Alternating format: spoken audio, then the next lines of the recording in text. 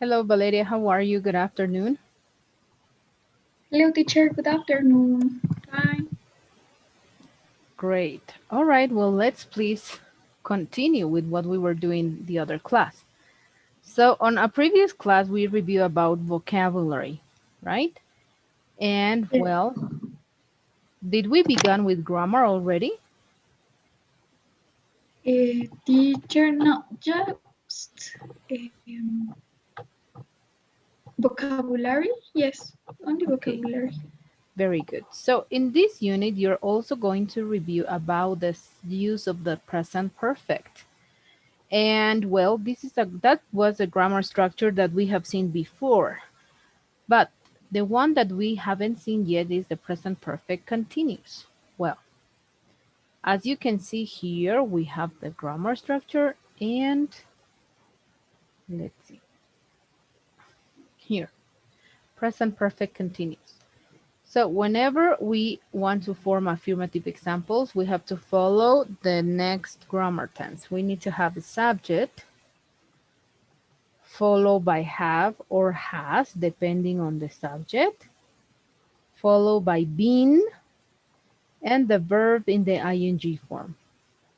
Okay, this is very important. So, you have been working. She has been working. Affirmative example. For negative, the only thing we do is basically adding the word not. So, I have not been working. I can also say, we haven't been working. And remember, for he, she, it, I have to use has. Here, for questions. Always, we know that we have to put the auxiliaries before the subject, right? So, have you been working? And the possible answers, yes, I have. No, I haven't or have not. Has she been studying? Yes, she has. No, she has not or hasn't. And well, here we have examples about it.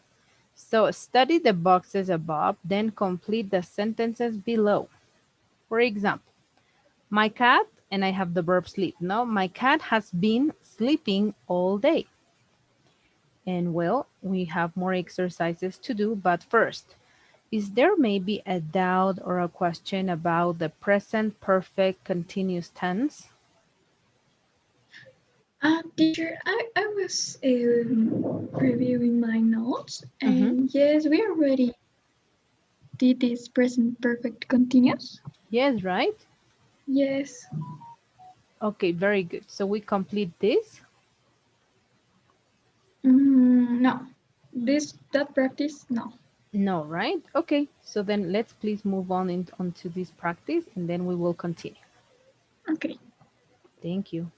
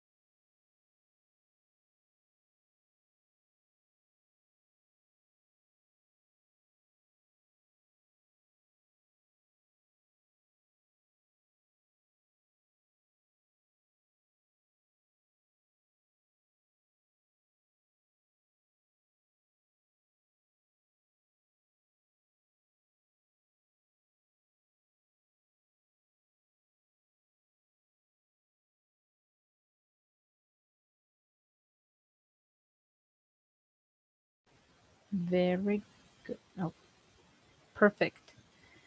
All right, well, let's please begin reading the sentences, please, and the questions.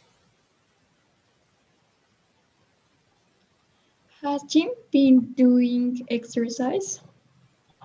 Yes, he has. He needs a rest. It has been it has been raining for several days. I Mhm. failed the test because I have not been studying hard. We have been driving for 2 hours. Tracy and Tom have been playing tennis for an hour. I'm sorry, I'm late. Have you been waiting a long time? No, I have not. Where have you been spending your summer holidays? Who has been eating my cookies? You look tired. Have you been working hard? Yes, I have. I have been thinking about quitting my job. Why have you been getting up so early recently? Very good. Wonderful. So, is there maybe a doubt or a question about the present perfect continuous, this tense that we just reviewed? Mm, no, teacher, only when in number 9, maybe. Who, uh, I suppose that it was talking for some female or men. That's why I put has. Okay, all right, in And number 9. instead of have, yes. Okay, yes, porque quién ha estado, no? Who has been eating. Mhm. But yes, the way that you complete it is correct. Yes, teacher. 100 correct. Because whenever we want to say who, we are referring basically to a singular person. That's why. Yeah. Okay, teacher. Yes. Yes, teacher. No, I don't have any doubt. Perfect. Now let's please move on. So, well, another thing you're going to be, oops, sorry, another thing you're going to be reviewing on this unit is the use of participial adjectives. And I don't know if you remember, but we also did some examples about this. But we are going to please remember them. So, participial adjectives are the ones that end in ing or they can either end in ed. But what is the difference? Well, as you can see here in the picture, we are describing a person, right, with this adjective. He is bored. And well, what caused him being bored? These books are boring. So here, now with the picture, we can easily identify the meaning of ed and ing. But let's please review a little bit in detail. So all the adjectives that end in ed, or sorry, ing, describe the characteristics of a person. Characteristics of a person, it can be a thing, it can be a situation, it can also be anything, even animals. It causes a feeling. For example, the books are boring. So we are describing a characteristics of these books, no? Maybe they have a lot of, I don't know, maybe we can think that they have a lot of literature or they are talking about something, a topic that is very, very boring. Therefore, what do these books cause? They make people feel bored. This is the feeling, no? Feeling bored.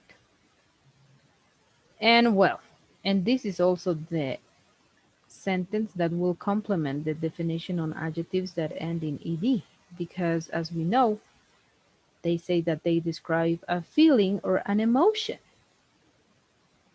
And also, it is how we feel about something. For example, he is bored. This is his feeling right now. This feeling was caused by the books. He's not going to be bored for eternity, but he feels bored for now. So it is a temporary feeling. And well, we can say that ed describe feeling, ing describe a characteristic of something. And here we have also some examples comparing the differences between the two adjectives ending in ed and ing. I am tired right now. My flight was tiring. So I can say that because it was a 12-hour flight, I was feeling tired. Public toilets are sometimes disgusting. I am disgusted by the smell of them. So this is the characteristic, no? Why I am feeling disgusting about it is because they smell very bad, no? That's why I feel disgusted. Your speech was inspiring. I'm now inspired to do great things with my life. So I was inspired, no? By someone's speech. Therefore, I am going to feel inspiring. So, well, this is the difference between participial adjectives. So, adjectives that end in ed and ing. Is there a doubt or a question that you may have about this, Valeria? Teacher, so we can also can say he's boring when we are talking about the characteristic for the person, right? Well, we will have to say, describe his feeling, no? He Mhm. is bored. Or if we want to say why he's feeling that way, boring. So we can say, I don't know, listening to the teacher make him feel bored. And if you would like to use the ing form, well, we will have to describe the characteristic, no? What is causing him to feel bored? What? Okay. What thing? Mhm. So studying is boring, no? That's why he feels bored. Or reading, for example. Reading is boring. He is reading, that's why he feels bored. Mhm. Okay, teacher. All right, well, sorry. Here. And well, here we have a practice about these participial adjectives. And please, if you could work on the exercises and activities, and then we will move forward. Okay. Thank you.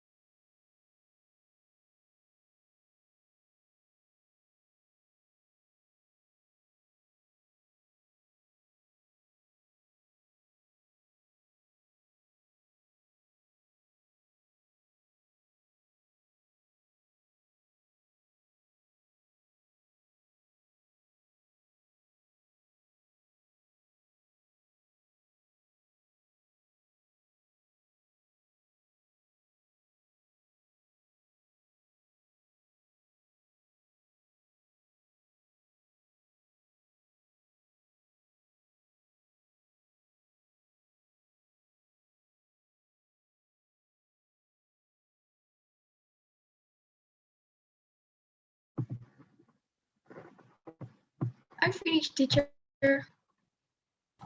Great. And how did you do on this practice? Really good, teacher. That's nice. Well, would you like to check your practice? No, teacher, I have all the answers correct. Oh, that's amazing. Okay, let's then continue, please. So the next thing you're going to review on this unit will be the use of embedded questions. What are the embedded questions? Well, here we have regular statements, right? Regular questions. And here on red, we have the embedded examples. So embedded questions are basically questions or statements that are inside another sentence or question. Okay, so question in another question or sentence in another sentence. So here we have, what time is it? This is a regular question. And here, do you know is already a question, right? Do you know what time is it? That's why we consider this embedded, because we're using two questions in one. Do you know and what time is it? And here, did you do it? And here we have the embedded. I wonder if it's a statement, you did it. Another statement. The next one. Where is the gym? Could you tell me where the gym is? Could you tell me? It's already the beginning of a question. And where the gym is, it's another question. Here. How much is it? I have no idea. Here is one answer, no, one statement. And the other statement is, how much is it? Here. Does he like vegetables? Can you ask if it's the beginning of one question? He likes vegetables. Oh, here. Can you ask is one, and if he likes vegetables, it's another statement, right? So this is a statement inside a question. And here, don't you speak English? Don't tell me, it's the start of the statement. You don't speak English, it's another statement. Here, the last one. Have you ever tried snake? I wonder, it's the start of the statement. If you have ever tried snake. So as you can see, it's basically two questions or two statements in one. Let's please review a little bit more about grammar on the embedded questions. Well, as we said before, embedded questions are sentences that include embedded questions. Well, sorry, as we said before, embedded questions are questions inside a question. And something very, very important that we have to consider is that most of the embedded questions are going to begin with these common introductory phrases like, could you tell me? I'd like to know. I'm not sure. Do you know? I wonder. Would you mind? Let's ask. So these are the phrases that you are going to use whenever you're going to start an embedded question. Okay, these are basically the common ones. And well, here we have examples as we had before. A direct question example. What work did he do best? And the embedded question, please, could you read on the embedded question? I'd like to know what work he did best. Correct. And well, as you can see, here we change the statement into a question, right? We change the question into a statement. So I would like to know is basically like asking a question. what work he did best. All right. The only difference is that we are avoiding the use of the question mark at the end, nothing else. And here we have another example, direct question. What is her name? And please, could you read on the embedded? Embedded question. I wonder what her name is. Correct. Here. Well, it says, if there's an auxiliary or to be verb included within the embedded question, the position of the subject and the auxiliary or to be, no verb to be, amisar, needs to be reversed. Like whenever we use the verb to be in affirmative statements, whenever we wanted to change them to question, we have to do the reverse action, right? Changing positions between the subject and the verb to be. So here we have no direct question. Is the doctor available? As you can see here, we did that inversion, right? Is the doctor available? And please the embedded question. Could you tell me if the doctor is available? Yes. And here we have another example. What was his job here?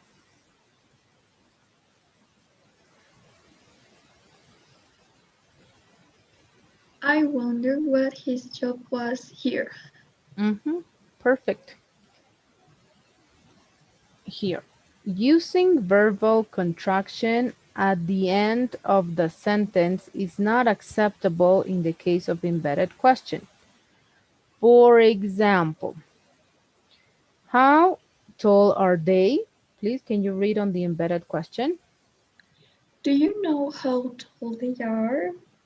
Correct. And the next one, the embedded question, the incorrect one? Do you know how tall they are? Very good. So basically, the rule is saying that you cannot contract, not the subject and the verb to be at the end of an embedded question. Never, never must be a contraction. It must be written on the complete form, always, no? At the end of the sentence. Here. Well, here we have another example of a direct question. How talkative is she? And here we have, please. Can you tell me how talkative she is? Mm-hmm. Can you tell me how talkative she is? Very good. So again, no, we are just remembering one more time that at the end of an embedded question, we cannot have a contraction. All right, although it is correct, yes, but it is correct, written and everything, but it's a rule that must be followed that says no contractions at the end. So there are some questions which don't have any questions words, and so they begin with an auxiliary verb. In such cases, embedded questions are introduced by whether, if, and whether or not, as we see here. So remember, no? Some questions don't have any question words. So we have to begin the sentence by saying if, whether, or not. For example, was he sick or was she sick? Please, could you read on this embedded? Could you tell me if she was sick or not? Or could you tell me whether or not she was sick? Or could you tell me whether she was sick or not? Mhm. So because we're not using any question word, we can use also whether, right? Whether or not, because as you see here, she was sick, no? We want to mention this sentence. So could you tell me whether or not she was sick? Could you tell me whether she was sick or not? So we can also use whether or whether not. And here we have another question. Are you mad? Could you read please on the I embedded question? okay. I wonder if you are mad or not. Or I wonder whether or not you are mad. Or I wonder whether you are mad or not. Correct. And here, sometimes the question word can be followed by an infinitive, as shown in the following example. So it is correct. Where could I look for her? Could you tell me where I could look for her? Could you tell me where to look for her? Mhm. And here it's an embedded question. And here it's an embedded question with an infinitive, which is also correct. Could you tell me whether to look for her? Where to look for her? Using the infinitive, which is correct. Here we have another example. How should I prepare for a train journey? I'm not sure how I should prepare for a train journey. I am not sure how to prepare for a train journey. Yes. And well, this is the use of also infinitives in embedded questions. And well, we have to remember also this, no? At times, native English speakers tend to use embedded questions rather than direct questions while inquiring about something. So whenever someone wants to ask something, it's very common for Americans to use embedded questions. It makes the question sound more polite, right? So for example, if someone tells you or asks you something, it says like here, no? Where does the train leaves for Chicago? It's a direct question, but this is more formal. Can you please tell me where the train leaves for Chicago? So as you can see, using embedded, it sounds more polite.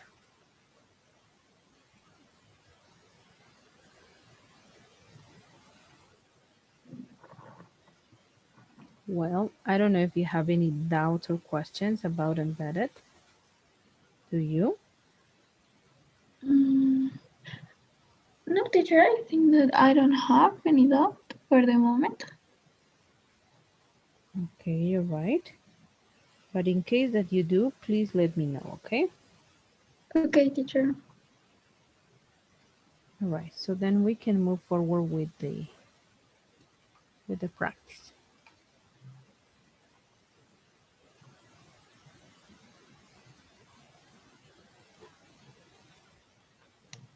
There you go. And if you want, I will be sharing with you this so you can remember, or maybe this. Just let me know so I can change, okay? Okay, teacher. Thank you. Sure, no problem.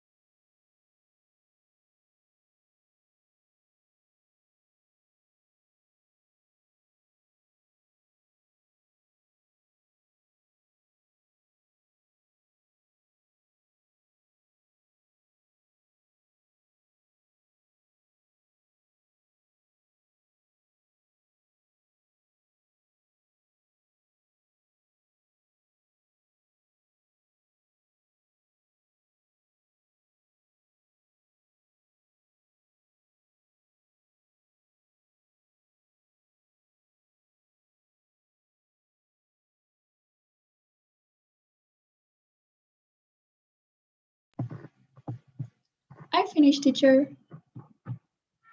Great. And how did you do on this practice? Good, teacher. Great. Is there a doubt or a question that you may have about the practice? No, teacher, I don't have any doubt.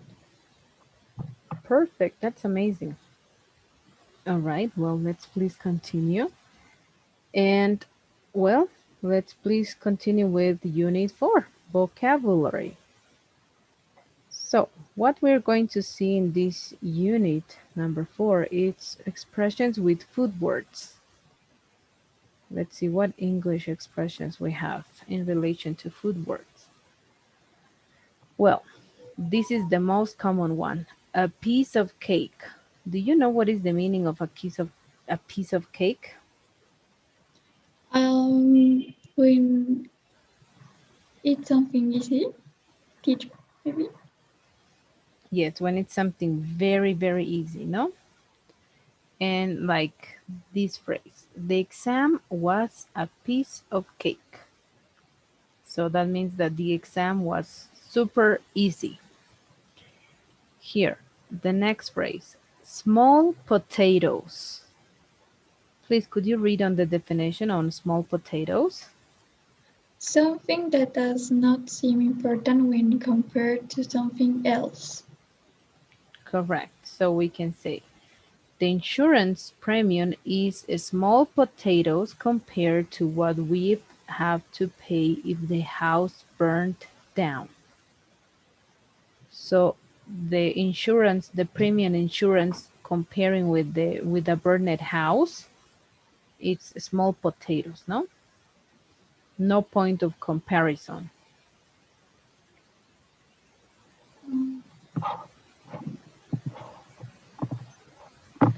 And here, a rotten apple. Please, could you read on the definition?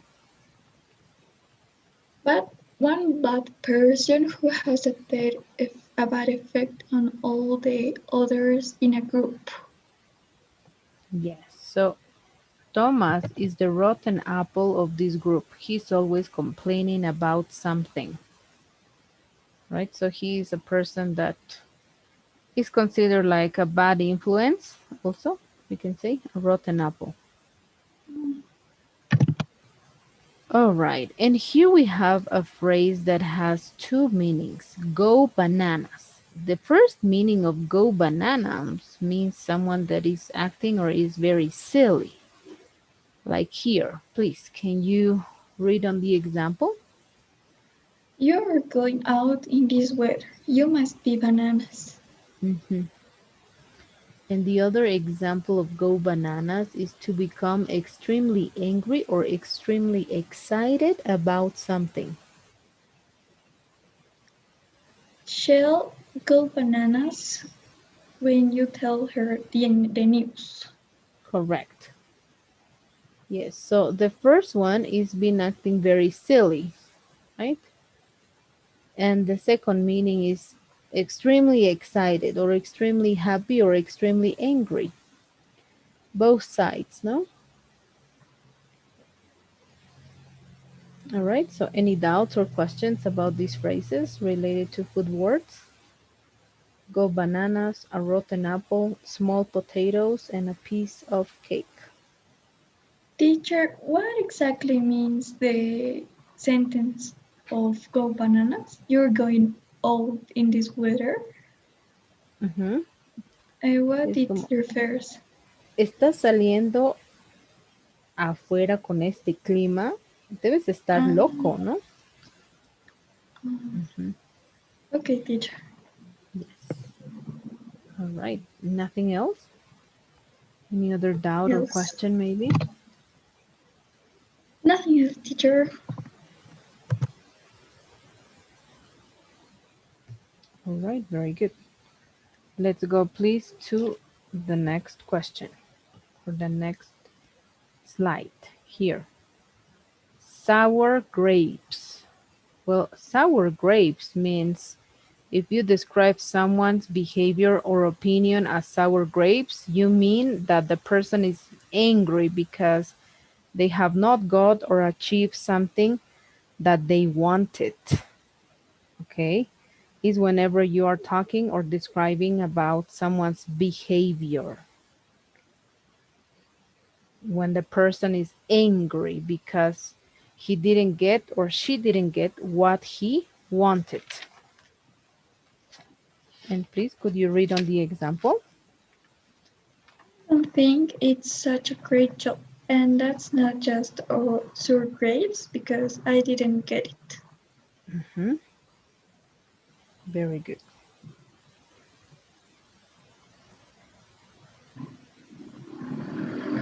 Very good. And the next one. A smart cookie.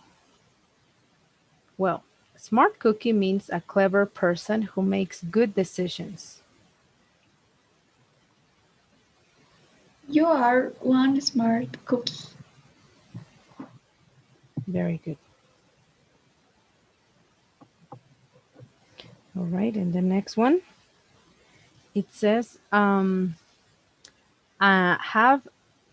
egg on your face. Well, actually, have an egg on your face. Have an egg on your face means to be very embarrassed because of something you said or you did. So when you feel ashamed, embarrassed, please, can you read on the example? He told everyone the deal was happening, and if it falls through, now he'll get half egg on his face. Mm-hmm. And the next one, let's see. Beef something up. Well, the meaning of beef something up means to make something stronger or more effective, especially by adding more support. Here, please. The company has beefed up its email service. Mhm. So that means that this one has improved, no? It's more effective. Maybe they have improved their process of sending their email service. And the next one, pie in the sky. The meaning of pie in the sky means something good that is unlikely to happen. So it's not 100% sure that will happen. Let's see, please. I wanted to be a major league baseball player, but I knew it was probably pie in the sky. Mhm.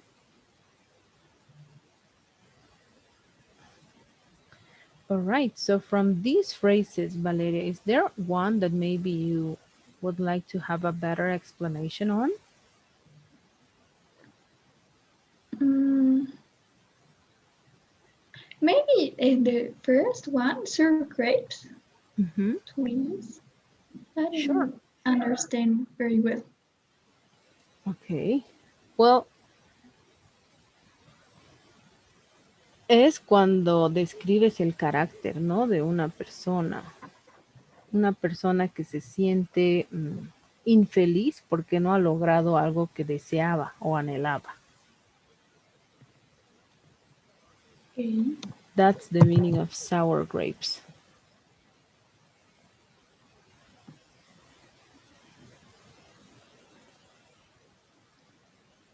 Mhm. Any other, maybe? To make and beef something up. Sure. Beef something up significa que volver algo más fuerte, más efectivo, mejorar algo. Esa es la definición más correcta, creo, mejorar, ¿no? Porque aquí dice, the company has beefed up its email service. La compañía ha mejorado el servicio del email, ¿no? Del delivery. Ujú. Teacher, I think that's are all my thoughts. All right, very good. So here we have reviewed all of these phrases, no? And as you can see, these phrases or these expressions are related to food words, like here, cake, potatoes, apple, bananas, grapes, cookie, egg, beef, and pie. All right, well, we're going to continue with grammar on our next class, okay? So here, Okay. please, this is the survey. If you could do the survey on today's class, thank you very much.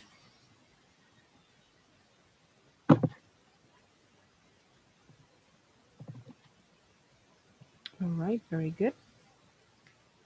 All right, Valeria, well, see you tomorrow, and tomorrow we will finish with this Hey, unit. teacher. See you. All right, see you. Have a great day. And Bye. Thank I you. already assigned you all the assignments from unit number 3. And right now I'll be assigning you the quiz as well.